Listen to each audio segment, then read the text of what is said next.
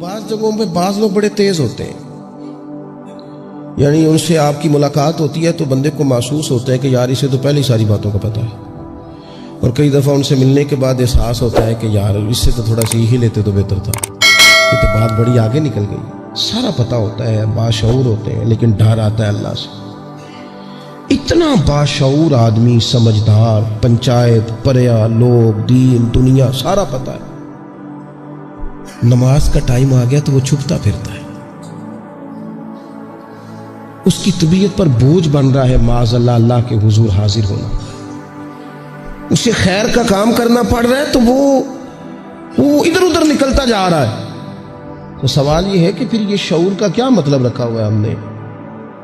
پھر اللہ سے دعا کرنے کی ضرورت نہیں۔ وہ حضرت عارف رومی رحمۃ اللہ تعالی علیہ فرمایا کرتے تھے بعض لوگوں کو رب سارا کچھ دیتا ہے، سجدے کی توفیق نہیں دیتا۔ اس کا مطلب یہ ہے کہ وہ کہتا ہے یہ سارا کچھ لے اور نکل جا، میرے گھر نہ آنا، رکھ سارا کچھ پاس۔ رب سے عافیت مانگی جائے، اس سے اس کا فضل مانگا جائے، اس سے اس کا کرم مانگا جائے۔ اللہ کے پیارے رسول صلی اللہ تعالی علیہ وآلہ وسلم اس عافیت مانگنے پر زور دیتے، توجہ دیتے۔ میں آپ کو صحیح بتاتا ہوں، رب نے اگر کسی بندے کو عافیت میں رکھا ہو نا تو حالات کیسے بھی برے چل رہے ہوں اس کا بگاڑ کچھ نہیں سکتے۔ اور اللہ تعالیٰ معاف کرے 100 دفعہ خاکم بدہن، اگر کسی وقت اس کے کرم کی نگاہ پھر جائے تو پھر سارے اسباب سمیت بھی انسان اپنے پیروں پہ کھڑا نہیں رہ سکتا۔ اس سے جب تک طلب کرم نہیں ہوتا، طلب عافیت نہیں ہوتی، اس کی بارگاہ سے جب تک بندہ مومن پورا رجوع نہیں کرتا، یہ عافیت اتنی اعلیٰ چیز ہے کہ نبی پاک علیہ السلام نے فرمایا آذان اور اقامت کے درمیان جو وقت ہوتا ہے اس میں دعائیں رد نہیں ہوتی۔ دعا مانگا کرو گے تمہاری اللہ اپنے فضل سے قبول کر لے گا۔ عرض کی یا رسول اللہ کیا مانگے؟ تو فرمایا عافیت مانگو رب سے۔ حضرت انس بن مالک حدیث کے راوی ہے رضی اللہ تعالیٰ عنہ، یہاں بھی فرمایا یہ عین قبولیت کا ٹائم ہے، اب اللہ سے عافیت مانگ لو، اس کی پناہ۔ ہم دعاؤں میں بھی محدود ہو جاتے ہیں۔ رب دا طالب کوئی نہ ملیا، جو ملیا طالب زردہ ہو۔ جب عافیت، ایک بزرگ تھے ہر وقت اللہ سے عافیت مانگتے تھے، ہر وقت اللہ سے عافیت مانگتے تھے، ہر وقت عافیت مانگتے تھے۔ لوگوں نے پوچھا، لوگ ان کو صالح جانتے تھے، نیک سمجھتے تھے کہ حضور آپ اور کوئی دعا مانگتے نہیں، عافیت ہی مانگتے ہیں۔ فرمانے لگے میں مانگا کرتا تھا شروع میں، بعد میں خیال آیا اور بھی دعائیں مانگا کرتا تھا، یہ احساس بعد میں نصیب ہوا۔ فرماتے میں مزدوری کرتا تھا، مال برداری کرتا تھا، ایک جگہ پہ ڈیوٹی کر رہا تھا تو تھک گیا، اور وہ جو کام لینے والے لوگ تھے ان کے رویہ بھی بڑا ترش تھا، تکلیف ہوئی۔ تو میں نے اپنے مالک کی بارگاہ میں عرض کی مالک اگر 2 روٹی بغیر مجھے مشقت کے مل جائے دن میں تو تیری بارگاہ تو بڑی کریم ہے۔ کہتے ہیں میں نے یہ دعا مانگ لی، ذرا میں تھوڑا آگے بڑھا تو 2 بندے آپس میں لڑ رہے تھے، میں ان کی صلح کرانے کے لیے، انہیں بچانے کے لیے آگے بڑھا، تو میں جس کو چھڑا رہا تھا دوسرے نے میرے اوپر ضرب لگا دی، میرا بھی سر پھٹ گیا۔ تھوڑی دیر کے بعد وہاں پولیس آ گئی، وہ تینوں کو لڑنے والا سمجھ کے اٹھا کے لے گئے، مجھے جیل ہو گئی۔ 2 روٹیاں بغیر مشقت کے روز ملنی شروع ہو گئی۔ دعا مانگی تھی نا کہ یا اللہ 2 روٹیاں مل جائے نا بغیر مشقت کے، کہتے ہیں وہ 2 روٹیاں روز ملتی، کوئی کام نہیں کرنا پڑتا تھا، پر جیل ہو گئی۔ فرماتے میں بڑا پریشان تھا، روز روٹیاں پابندی سے آتی اور بہترین آتی، کھانا ملتا۔ پھر کچھ عرصے کے بعد میں نے سوچا کہ یار یہ دعا تو قبول ہو گئی نا تیری، اب تو اگر اس پر کوئی الگ بات کرے گا تو وہ تو غلط کرے گا۔ کہتے پھر خود ہی میرے دل میں اللہ نے بات ڈالی اور میں نے عرض کی مالک 2 روٹیاں نہیں، مجھے تو عافیت چاہیے، مجھے تو عافیت دے، میرے اوپر تو کرم فرما، تو نظر رحمت کر، جے ایک قطرہ بخشے مینوں، جے ایک قطرہ بخشے مینوں تے کام بن جاندا ہی میرا، مہربانی کر عافیت عطا کر۔ فرماتے پھر خدا نے کرم کیا، کہاں سے اسباب بنے میرے جیل سے چھوٹنے کے، کون کون میرے ضمانتی بنے اللہ ہی جانتا ہے۔ فرماتے ہیں دروازے بھی کھل گئے، رزق بھی ملتا ہے، صحت بھی میسر ہے، سجدہ بھی کر لیتا ہوں، سویرے تلاوت بھی کرتا ہوں، شام کو مدینے والے کی بارگاہ میں رج کے درود و سلام بھی عرض کرتا ہوں۔ میں ممکن ہوتا ہے تو کسی غریب کی داد رسی بھی کرتا ہوں. اب سمجھ آئی ہے. ربنا آتنا فی الدنیا حسنۃ وفی الآخرۃ حسنۃ وقنا عذاب النار. اب سمجھ آئی ہے رب سے جب بھی مانگنا ہے عافیت ہی مانگنی ہے, اس سے کرم مانگ. ہم نے محدود دعائیں رکھی ہوئی ہیں, محدود. وہ جی فلانا کام میرا ہو جائے تو بھئی وہ ایک ہو گیا, اس کے بعد پھر نئی ٹینشن بن جائے گی. نہیں, میں جی بچوں کی شادی کر لوں جی پھر میں فارغ ہوں. آپ شادی کر کے دیکھیں, لاگے پتہ جائے گا کیسے فارغ ہوتے ہیں. آپ یہاں رکتے کیوں ہیں؟ آپ خدا سے عافیت کیوں نہیں طلب کرتے؟ اس کی بارگاہ سے وہ کیوں نہیں مانگتے کہ جو ایک قطرہ ملے تو دنیا اور آخرت کے سارے کام ہو جائے؟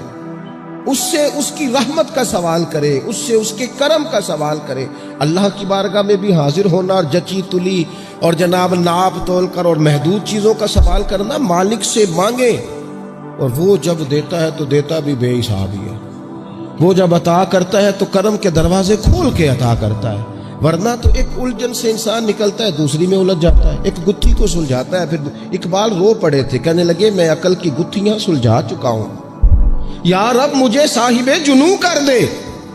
اللہ یہ بڑا میں نے ہیر پھیر دیکھ لیا, مجھے دیوانہ بنا.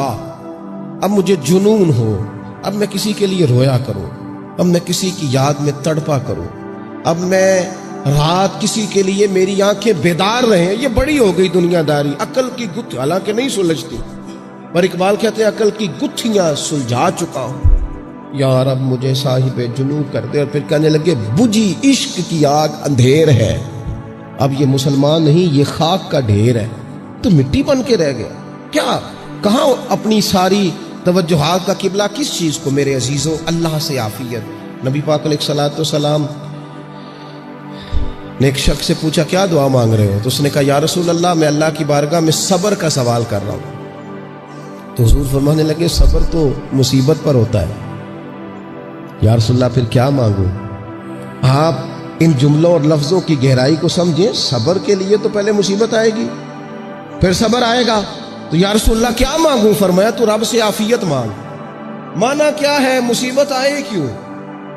اللہ تجھے اپنی حفاظت کے حصار میں لے لے.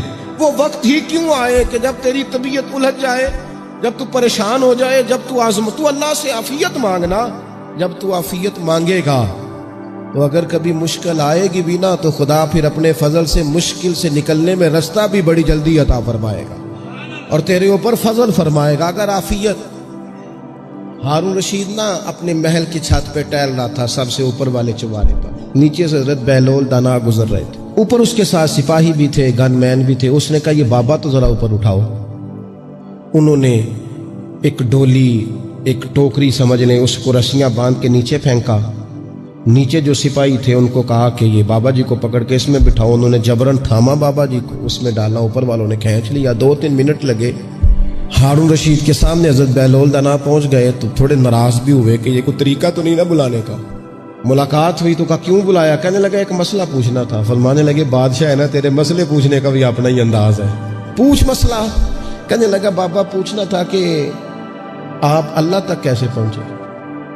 حضرت بہلول دانا چپ کر گئے. 2-4 منٹ کے بعد کہنے لگے جس طرح ابھی زمین سے تیرے تک نہیں پہنچا, بالکل اسی طرح ہی پہنچ گیا اور رب کریم کی بارگاہ تک.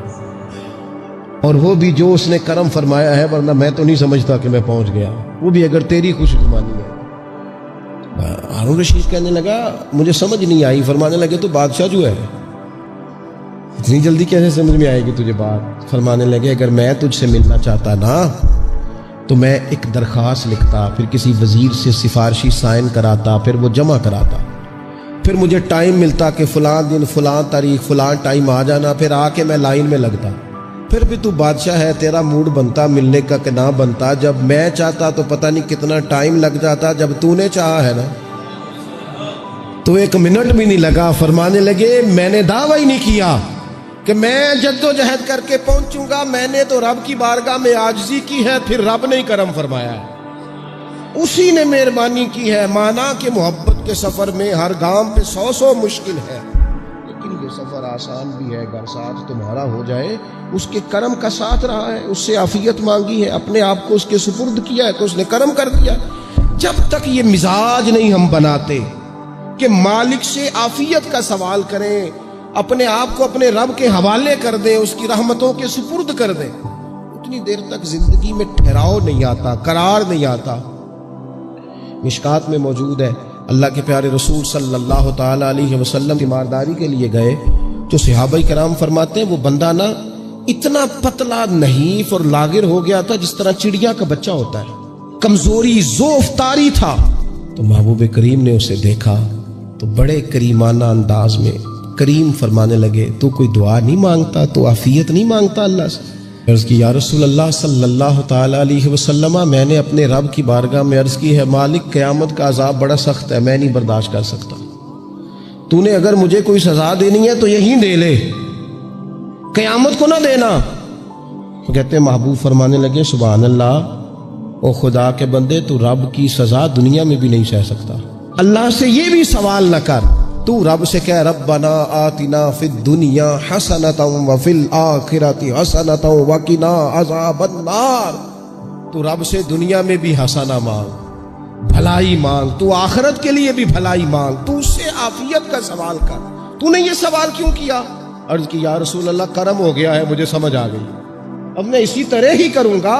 عزیز دوستو، ہم کہاں سہ سکتے ہیں؟ ہم دنیا میں رب کی سزا ہم نہیں سہ سکتے، ہم کمزور ہیں، تو گرمی نہیں سہ سکتے، شدید سردی نہیں سہ سکتے، شدت کی بھوک لوگ نہیں سہ سکتے، کوئی آزمائش نہیں سہ سکتے۔